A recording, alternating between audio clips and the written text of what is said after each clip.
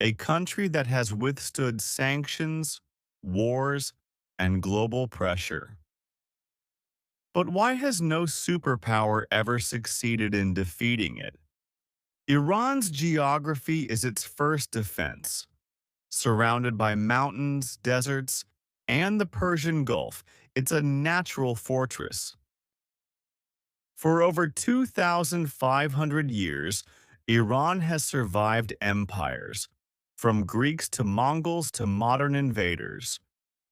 History has taught it how to resist.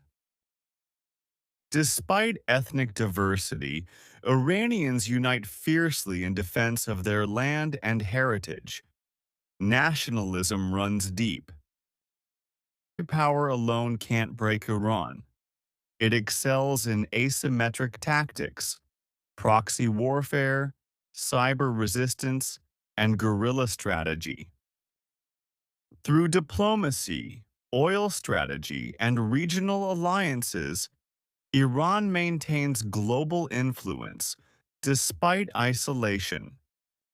From poetry to philosophy, Iran's culture gives it a soft power unmatched in the region, deeply rooted in identity and endurance.